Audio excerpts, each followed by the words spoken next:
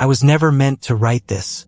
The report I filed was stamped classified, burned, and replaced with a line that said, "Unit lost to jungle conditions." That was easier than the truth. Easier than explaining why trained soldiers refused to fire. Easier than explaining why something older than any flag or uniform watched us from the trees. In 1961, they sent me into the African jungle to track rebels and disappear quietly if needed. I went in believing in maps, rifles, and command orders. I came out believing in legends, because deep beneath the canopy, where radios die and myths breathe, I met the thing locals whispered about. They called him Tarzan, and he was real. Welcome to Combat Lore Files, where the shadows of war live on.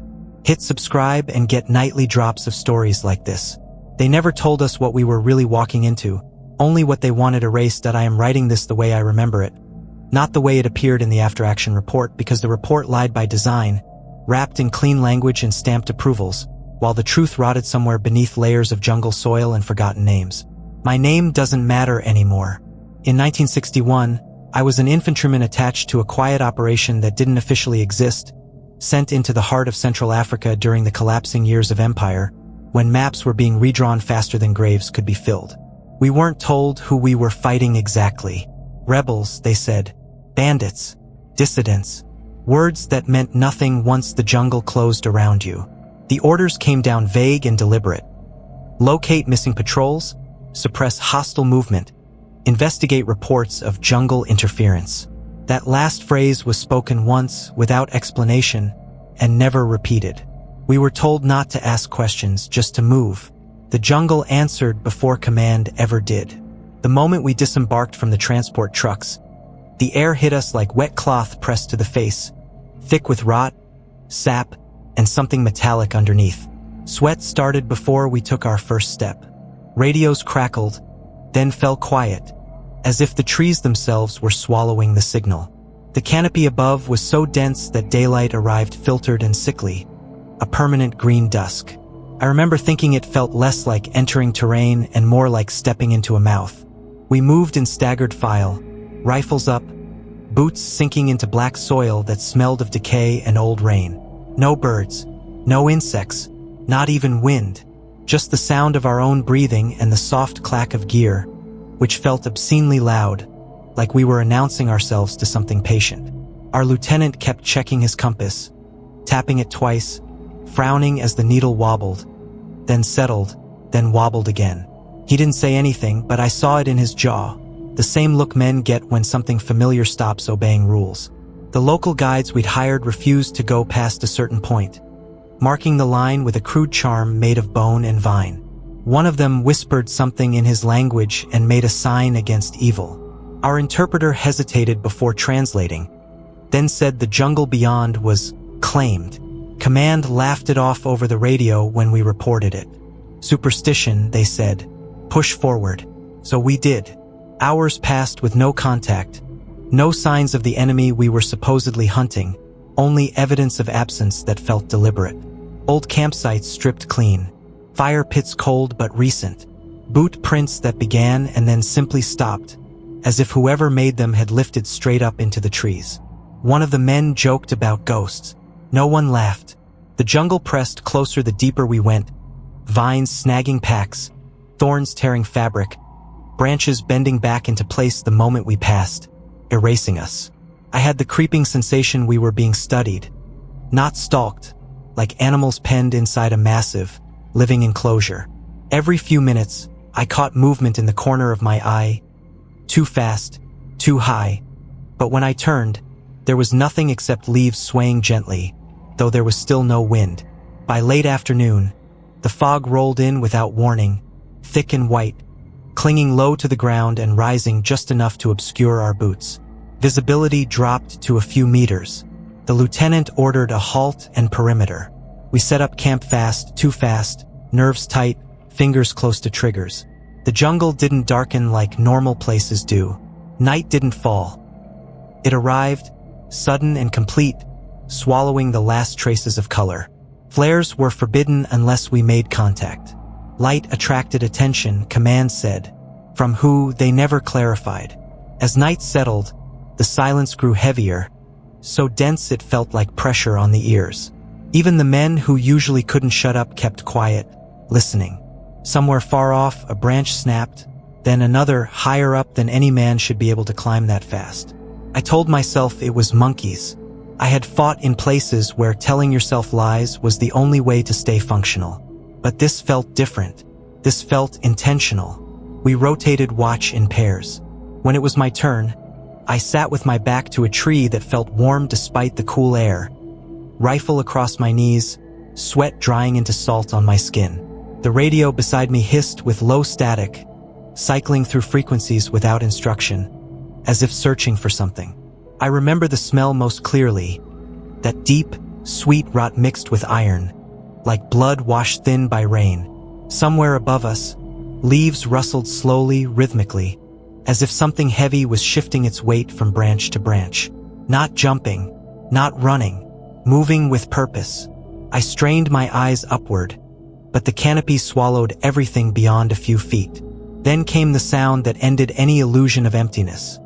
A low, controlled exhale, not animal, not human, directly overhead.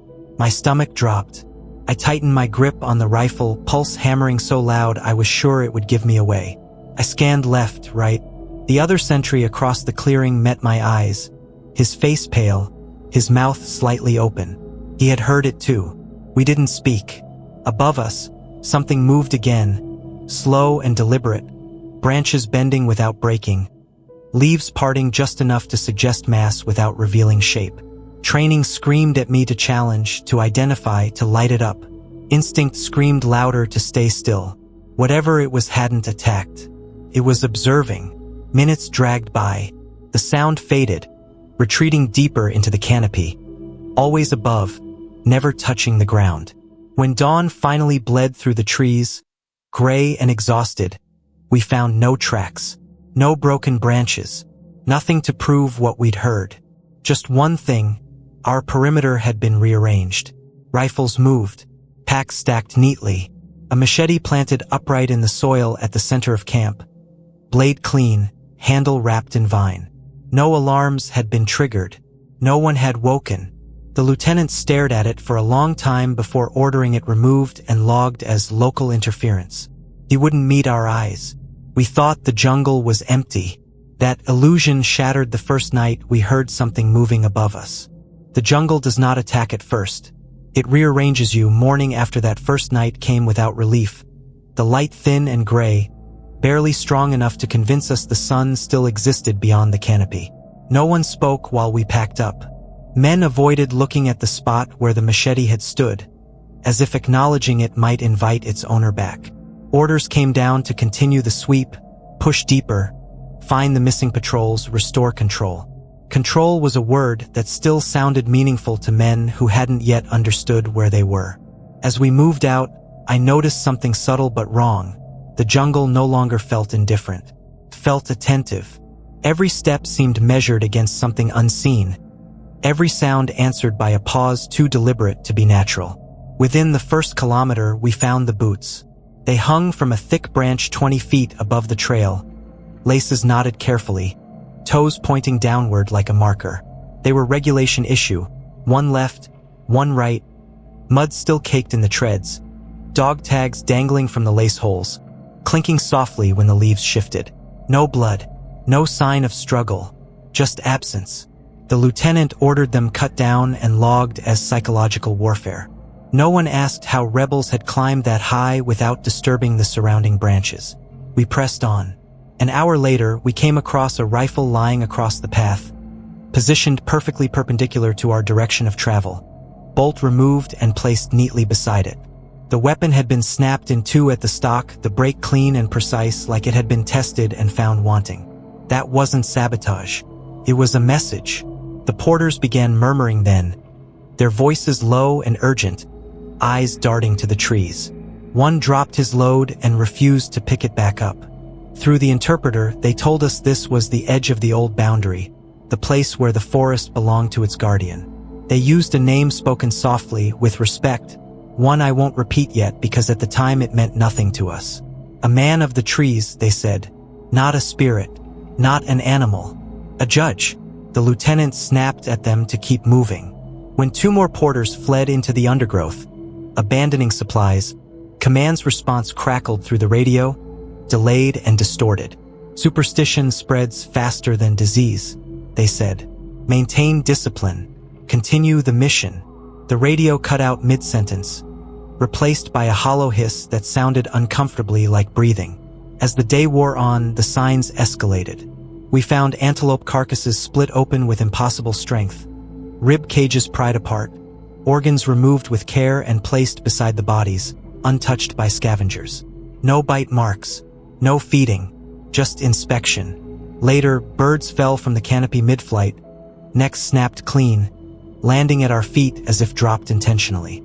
Men tightened formation, fingers stayed on triggers. Sweat ran down spines despite the cooling air. I caught myself checking above more than ahead, my neck aching from the constant upward angle. The jungle floor was no longer the threat. It was the ceiling. By afternoon, one of the younger soldiers began to cry quietly while he walked, tears cutting clean lines through the grime on his face. No one mocked him. We all felt it, the sense of being herded without seeing the fence. We reached a narrow clearing where the trees thinned just enough to let light pool weakly on the ground. In the center stood a crude effigy woven from vines, bone, and strips of uniform fabric. One strip still bore a unit insignia from the missing patrol. This time, the lieutenant hesitated before ordering it destroyed. When he finally did, the sound of tearing vines echoed far longer than it should have. The forest answered with silence so deep it rang. That night, the porters refused to eat. They huddled together, whispering prayers, eyes never leaving the treeline. One approached me and pressed a charm into my hand, carved wood wrapped in fiber, smoothed by age. He pointed upward, then to his chest, then shook his head. "Not enemy," he tried to say. "Balance." The word stuck with me. Balance was not a military objective. After dark, the noises began again, but different from before. No longer cautious, confident. Branches swayed high above, traveling parallel to our movement, keeping pace even when we halted. Something heavy landed on a trunk with a dull thud, bark cracking, then sprang away before we could aim. At one point, a long, low call rolled through the canopy. Not a scream, not a roar, but a controlled vocalization that carried intent. It wasn't announcing itself. It was warning others. The lieutenant ordered flares ready. Command denied permission to deploy them. Too visible. Maintain stealth. Stealth felt like a joke now. Around midnight, we heard footsteps on the leaves beyond the perimeter. Slow, deliberate, stopping just out of sight. A sentry challenged. No response.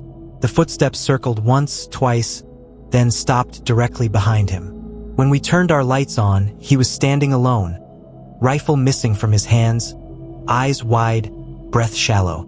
He hadn't heard anyone approach. He hadn't felt it taken. It had simply been removed, as if by an invisible hand. We found the rifle at dawn, hanging beside another pair of boots in the tree line, barrel bent backward into a curve no human strength could manage. The lieutenant finally requested extraction. The reply came hours later. Negative. Mission priority unchanged. Before moving out, I noticed something carved into the trunk of a massive tree overlooking our camp. Symbols cut deep and old, weathered smooth by time, depicting men with rifles dwarfed by a taller figure among branches. This story had been told before. We were just the latest chapter. As we broke camp, the canopy shifted ahead of us, leaves parting as something moved fast, fluid, impossibly high, crossing from tree to tree without slowing. I saw the outline then, not clear, not full, but enough. Broad shoulders, long arms, a silhouette that did not fall when it leapt, only flowed forward. Superstition didn't explain how a man-sized shadow crossed the canopy faster than any human could run. You know the rules of an ambush by the first sound it makes, and this one broke every rule. We knew that we were moving in a staggered column along a narrow animal trail when the jungle shifted its weight, not loudly, not suddenly, but with the quiet certainty of something deciding it was done watching. There was no opening volley, no crack of rifles, no explosion to announce contact. Instead, The first sign was the sudden absence of our point man. 1 second he was there, boots sinking into damp earth, rifle angled forward, breath steady. The next, the space where he had been was empty, leaves still settling, as if the jungle itself had inhaled him. Someone shouted his name. Training kicked in. We fanned out, weapons raised, eyes scanning for muzzle flashes that never came. That was when the second man went down. Not shot, not stabbed, but lifted clean off his feet and hurled sideways into a tree hard enough to knock the air from his lungs. The sound of impact was sickening. A dull, wet thud followed by a cry that cut off too fast. Panic rippled through the formation, contained only by discipline drilled into us through years of repetition. We fired warning shots into the undergrowth. The jungle absorbed them without reaction. No return fire, no movement at ground level. Then something moved above us. I saw it out of the corner of my eye. A blur crossing from vine to branch with impossible speed, weight transferring without strain, as if gravity had been negotiated away. Leaves shook but did not break. Branches bent but did not snap. Whatever it was knew exactly how much force to use. Another man screamed as his rifle was torn from his hands mid-aim, wrenched upward so fast it dislocated his shoulder. The weapon vanished into the canopy. He collapsed, clutching his arm, shock freezing his face. Still no killing blows, just removal, reduction. We tried to form a defensive circle, backs together, barrels up, but the terrain worked against us, roots and uneven ground breaking cohesion. Men were struck from blind angles, lifted, slammed, tossed aside like obstacles cleared from a path. One was flipped head over heels and landed 10 feet away, helmet cracked, eyes unfocused but alive. I fired upward at movement I barely understood, the recoil jarring my arms, the muzzle flash briefly illuminating a shape mid-leap. Long limbs, muscle moving under skin, body aligned perfectly with motion. It didn't flinch. It adjusted. In that instant, I understood we were not fighting for survival. We were being corrected. The figure never touched the ground. It flowed through the upper world of the jungle, using vines as lines, branches as platforms, the canopy as a road system invisible to us. Every movement was efficient, restrained, purposeful. If it wanted us dead, we would have been. Instead, it targeted weapons first, then mobility, then morale. I remember the sound of a man sobbing as he crawled away, ribs clearly broken, gasping for breath while trying to stay quiet, as if silence itself might earn mercy. I felt hands on my pack suddenly, fingers strong as steel bands, lifting me off my feet. The world inverted. For a split second, I was staring straight into green blur and shadow, close enough to smell damp earth and something animal but not feral. Then I was thrown, not violently but decisively, landing hard on my back, the impact driving the breath from my chest. My rifle skidded away. I lay there, stunned, staring upward as the canopy swayed, waiting for the finishing blow that never came. Above me, the branches parted just enough to reveal a silhouette framed by light. A head, shoulders, the outline of a torso marked by old scars. The face remained hidden, always angled away, always just beyond focus. There was no rage in the posture, no triumph, only attention.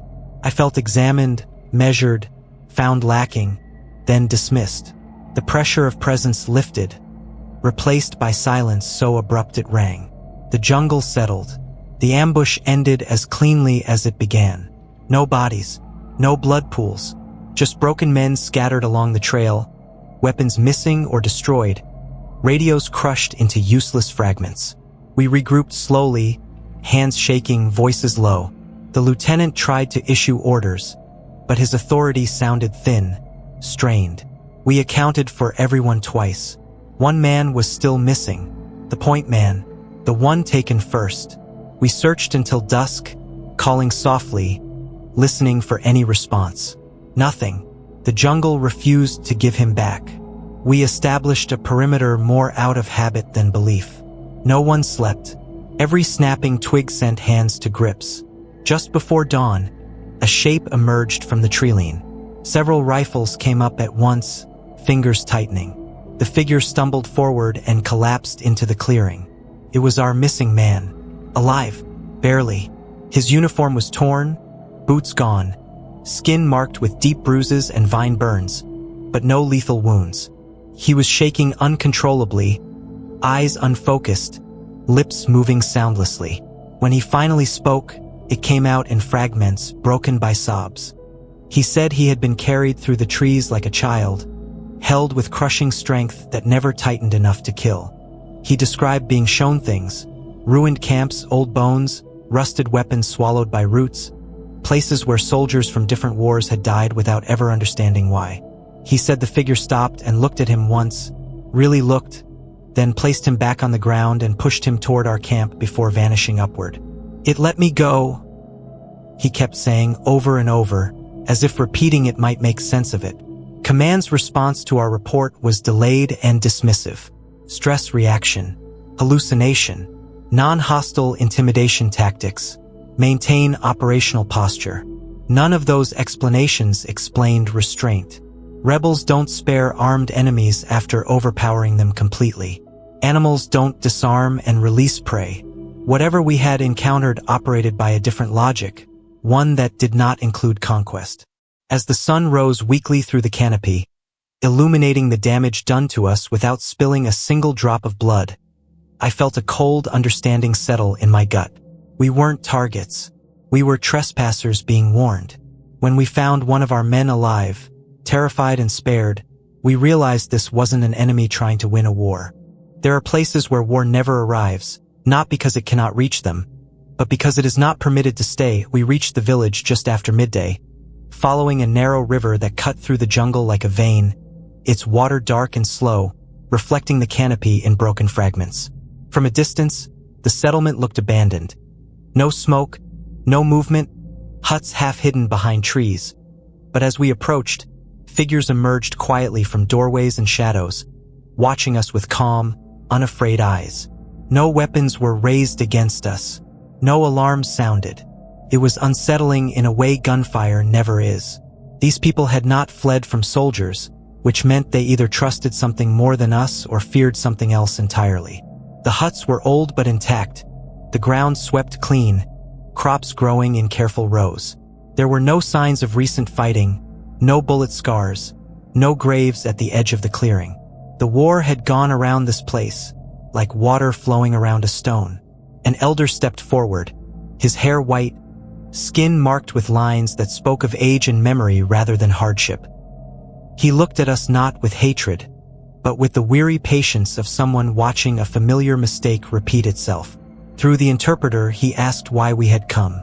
The lieutenant gave the standard response: security operations, pursuit of hostile elements, protection of civilians. The elder listened without interruption, then nodded slowly as if hearing a story he already knew the ending to. He told us we were standing on old ground, watched by something older still. When we asked about the missing patrols, the mood shifted. Women gathered children closer. Men lowered their eyes. The elder spoke a name then, quietly, reverently, a name that carried weight in the way sacred things do. It was not spoken often, he said, only when warning those who did not belong. He told us a story passed down through generations, about a pale child found in the jungle after a foreign expedition vanished long before any of our flags flew here. The child had been sickly, unable to survive among men, but the forest took him in. Animals did not attack him. The jungle shaped him. He grew strong where no man should have, learned paths no map could show, became something that walked between worlds. Not a spirit, not a man, a protector tasked with keeping balance when outsiders brought fire and blood. The elder's gaze hardened as he finished. He said the guardian did not hate soldiers. He judged intent. Those who came to burn and take were removed. Those who listened were turned back. He warned us plainly to leave before the forest decided we had learned enough. The lieutenant's response was tight and professional. He thanked the elder, offered medical supplies, and dismissed the story as folklore shaped by isolation. Command, contacted over a tenuous radio link, reinforced the order to continue. Intelligence suggested rebel movement deeper inland. Civilian myths were not mission parameters. As we prepared to move out, I noticed the villagers did not follow us with their eyes. They looked away, as if watching us leave was something they had learned not to do. One of the children made a cutting gesture across his throat when he thought we weren't looking. The elder caught my gaze before turning back to his people. There was no anger there, only regret. We crossed the river and entered denser jungle than before, the canopy lowering, the air cooling unnaturally fast. Almost immediately, our radios failed completely, reduced to dead weight. The path narrowed, then vanished, forcing us to cut through undergrowth that resisted every step. The feeling returned, the sensation of being measured, of crossing an invisible threshold. We had ignored the warning. The jungle did not wait for us to make the first move. Loss doesn't always announce itself with screams or gunfire.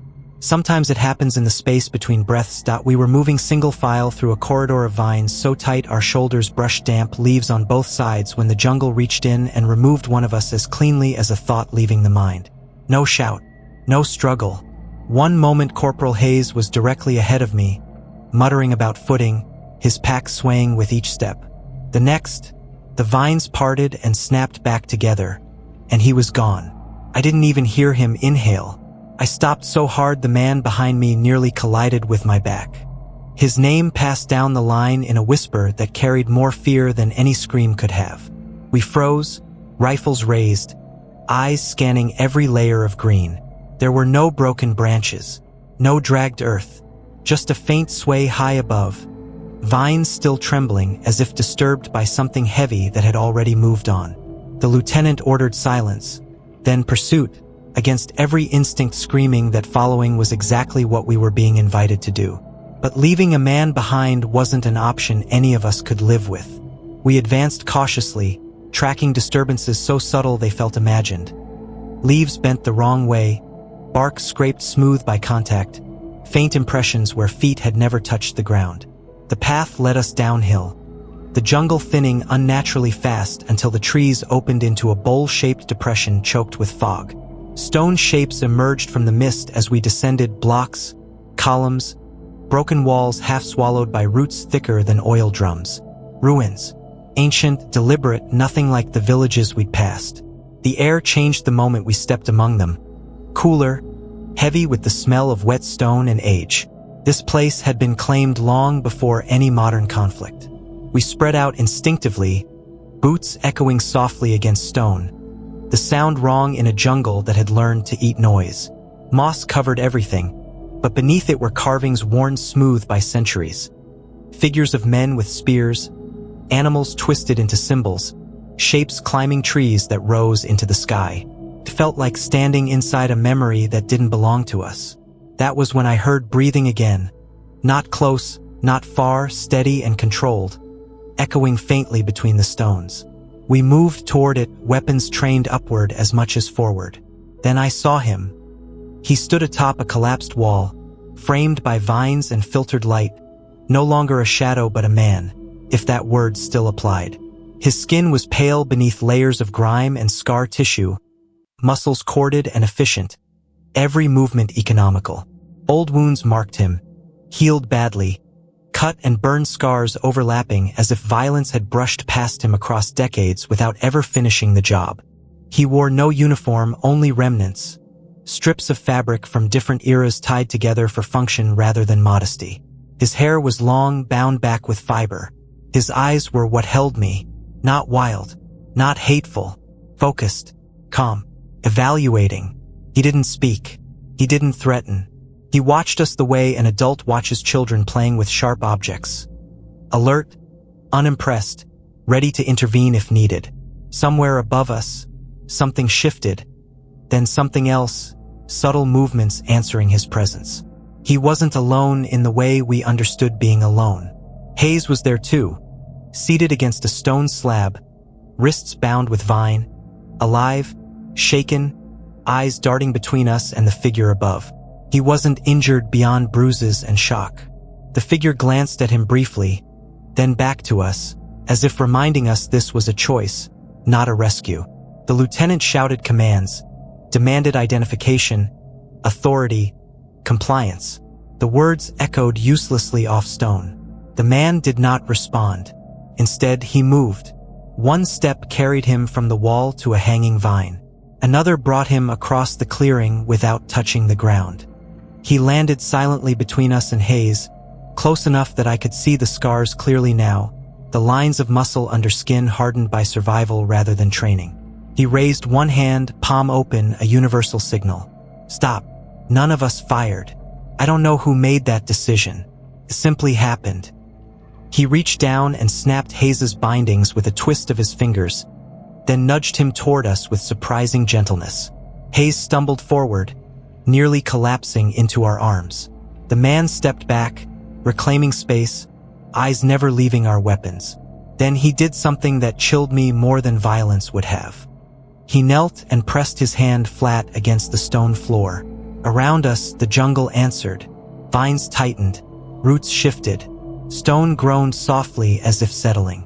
He wasn't commanding the place. He was part of it. The message was clear without words. You are here because I allow it. The lieutenant lowered his rifle first. The rest of us followed. The man studied each face, lingering on me for a moment longer than the others. In his gaze, I felt weighed, not for allegiance or uniform, but for intent. Then he stepped back into the green, dissolving into movement and leaf and light until he was gone. The jungle closed behind him, erasing the path as if it had never existed. We didn't pursue. We carried Hayes out in silence, leaving the ruins untouched. None of us suggested reporting what we'd seen. There was nothing in our manuals for this. As we climbed back into the living maze of trees, I understood something fundamental had shifted. We weren't being hunted. We were being taught. He could have killed us all. Instead, he chose something far worse, making us understand.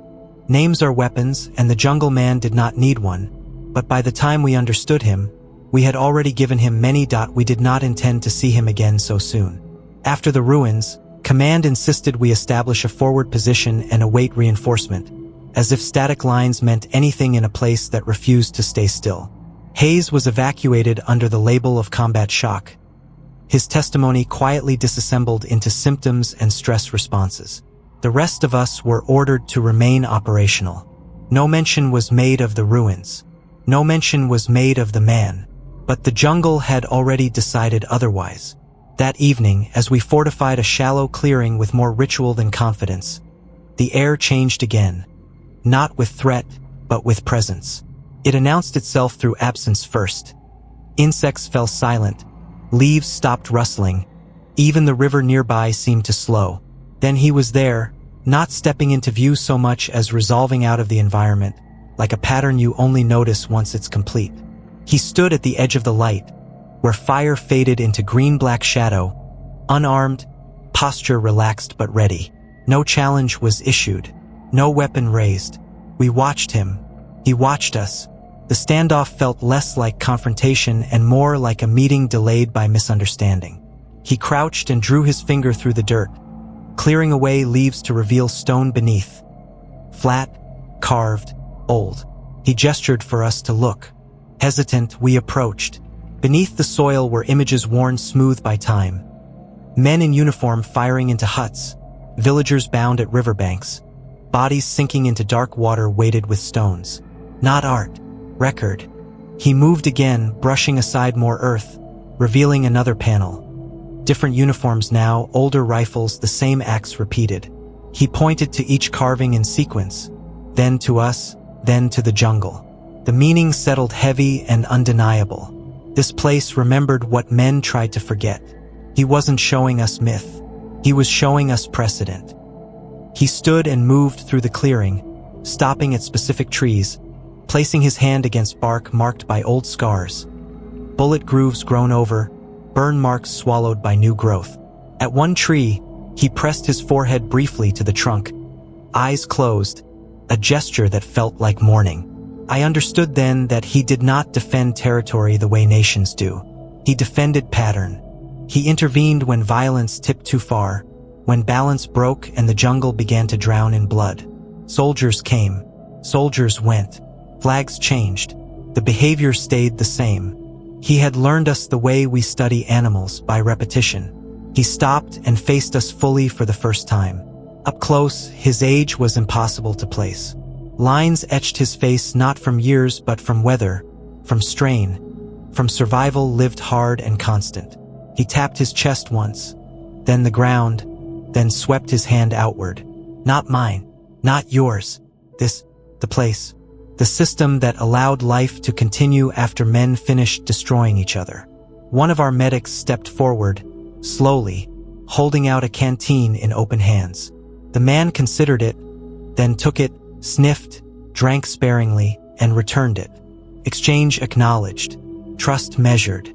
He moved again, deeper into the trees, then stopped and looked back, waiting. Against reason, we followed. He led us to a rise overlooking a stretch of river where the water ran thick and brown. He pointed downstream. The smell reached us before the sight, rot and iron. Bodies surfaced slowly in a bend where debris collected, uniforms from a recent skirmish we hadn't yet been briefed on. He watched us react, watched the realization form. He hadn't caused this. He hadn't intervened. He had let it happen because it followed the rules men insisted on obeying. Then he turned his back on the river. He was not executioner. He was correction. He guided us away, stopping one last time at a tree where something had been carved recently. Fresh lines depicting armed men firing wildly into foliage, then falling, tangled in vines, weapons broken. A warning left for those who would arrive next. He met my eyes again, holding the gaze long enough to communicate what words could not. I felt the weight of generations in that look, the accumulation of observation, of decisions made not out of mercy or cruelty, but necessity. Then, as before, he dissolved into the jungle, absorbed by motion and shadow until only normal sounds returned, hesitant and unsure. We stood there long after he was gone, unsure what orders applied anymore. That was when gunfire echoed in the distance. Automatic, undisciplined, tearing through the canopy like an argument shouted by men who believed volume equaled authority. We looked at one another, understanding dawning simultaneously. Another unit was approaching, and they wouldn't listen. Violence announces itself loudly when it believes it owns the ground beneath it. The first bursts of gunfire shattered the canopy before we ever saw the men who fired them. Automatic weapons chewed through foliage indiscriminately, rounds snapping branches, shredding leaves, sending birds exploding into the air in panicked clouds. It was reckless fire, the kind used by troops who believed dominance came from noise and speed rather than understanding. We took cover instinctively, pressing into earth and root, while the sound rolled toward us in waves. Shouts followed, commands barked in a language I didn't recognize, boots crashing through undergrowth without care for concealment. This wasn't a patrol moving through hostile terrain. This was an invasion.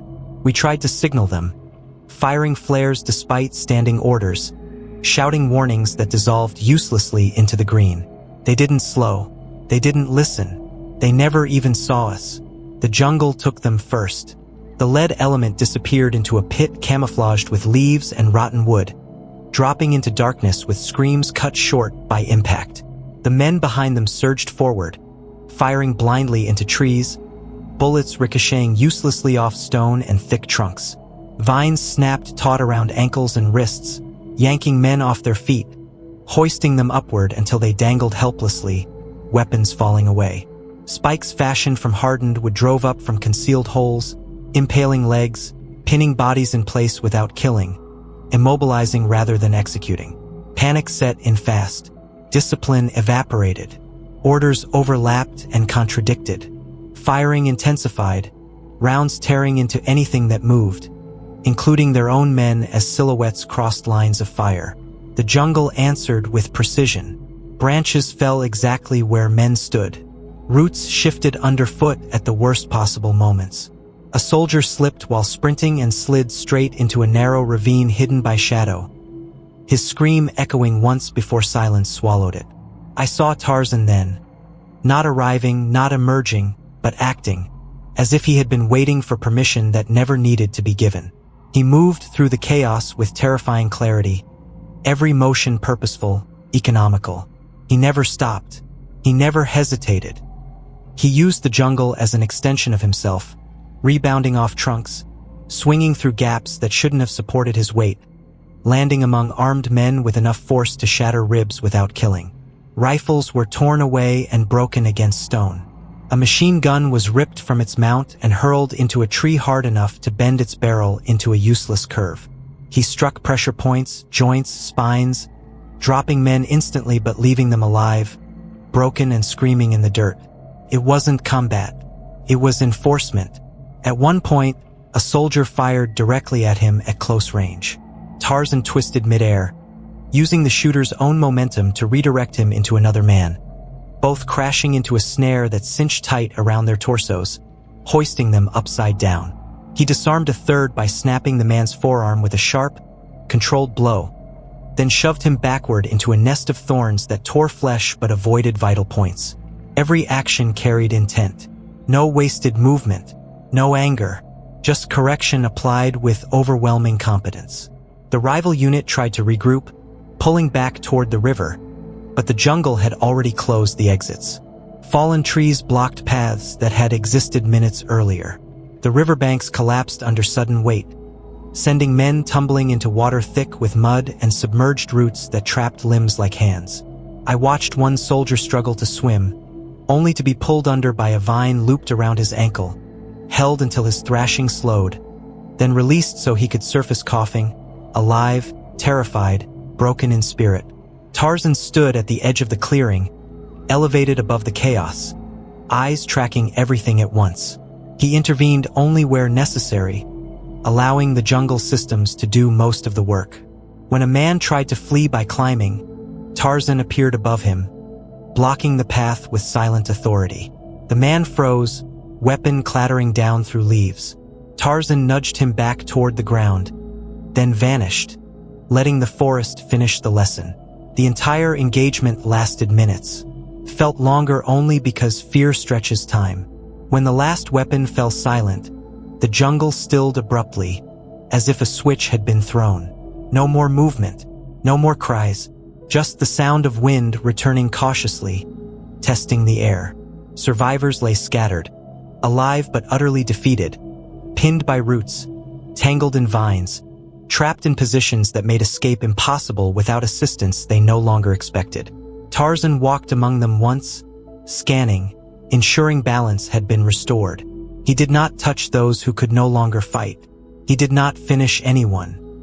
He stopped near one man who had emptied his magazine wildly into the trees, then bent down and pressed the broken rifle into the mud, grinding it there until it snapped completely, unusable forever.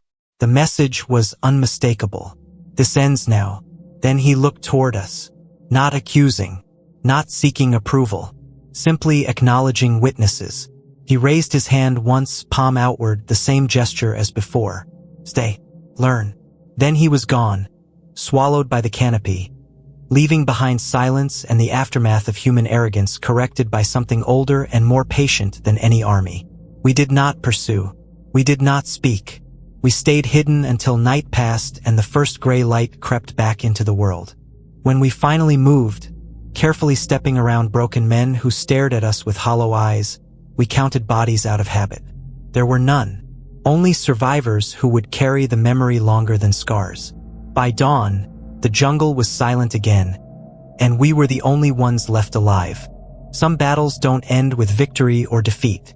They end with silence enforced by signatures and stamps. Extraction came 3 days after the jungle finished speaking. Not helicopters blazing in like saviors, but a quiet river pickup at dawn, engines muffled, faces tight with orders that had already been rewritten. We were thinner when we left, not just in body but in certainty. No one asked what had happened to the other unit. No one asked why our weapons were scarred and bent, why men flinched at shadows that didn't move. The debrief was short, clinical, and aggressively uncurious.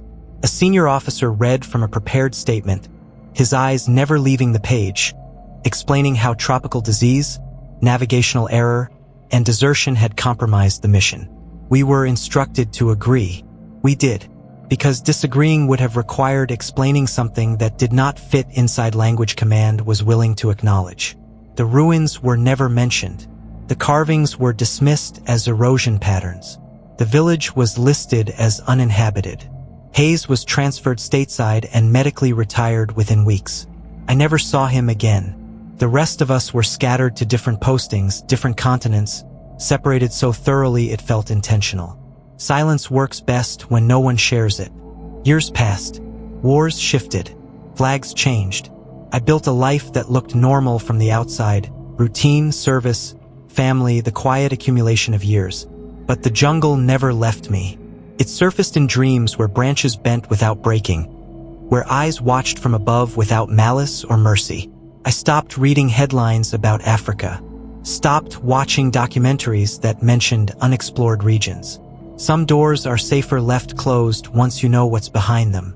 Then, decades later, I found the first report by accident, buried in an academic journal I wasn't supposed to have access to. A colonial-era expedition lost without explanation.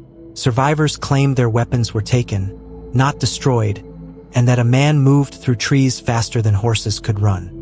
The report concluded with a familiar phrase: mass hysteria exacerbated by environmental stress. Another followed, then another. Different decades, different uniforms, same patterns. Patrols neutralized without fatalities. Villages untouched by war zones. Carvings described as primitive myth-making. Always denied, always buried. I realized then that what we encountered was not unique. It was persistent. A constant correction applied whenever violence crossed a threshold only the jungle seemed able to measure. The name changed depending on who told the story. To some he was a spirit, to others a demon. To a few, spoken only in whispers, he was Tarzan. Not the caricature from stories told to children, but something far older and far less comforting. A man shaped by abandonment and necessity, stripped of allegiance, bound instead to continuity. He did not fight wars. He ended incursions. He did not defend borders. He defended balance. That was the part command could never accept. Armies understand enemies, objectives, surrender. They do not understand custodianship exercised without permission. Looking back, I see our encounter differently now. We were not spared out of kindness. We were spared because we were capable of learning. The other unit wasn't less human than us. They were simply louder, more certain. Certain enough to believe the jungle was an obstacle rather than a system that predated them by millennia. The jungle answered in the only language that certainty understands. I never returned to that place. I don't know if Tarzan still walks those canopies or if the jungle has found another guardian shaped by newer scars. Maybe he ages. Maybe he doesn't. Maybe the role matters more than the man. I do know this. Legends survive where reports fail because legends are allowed to tell the truth sideways. They slip past denial and live in memory, where suppression has no jurisdiction. Children in villages still learn which paths not to take. Elders still mark boundaries that don't appear on maps. Soldiers still vanish quietly, written off as weather and error, their absence absorbed into statistics. And somewhere above the forest floor, where branches weave a world unseen by those who march only on the ground, something watches and waits, not to rule, not to conquer, but to ensure the pattern continues after we are done tearing at it. This is the part that haunts me most. War taught me how easily men justify destruction when ordered to. The jungle taught me how easily that destruction can be refused. We like to believe history bends toward progress, that violence is a phase we outgrow. But the truth I carried out of that forest is simpler and harder to accept. Violence returns whenever we forget we are guests in places older than our causes. Wars end. Empires rot. But the jungle remembers who respects it and who doesn't. This story is inspired by real wartime reports, blended with folklore, and dramatized for narrative purposes.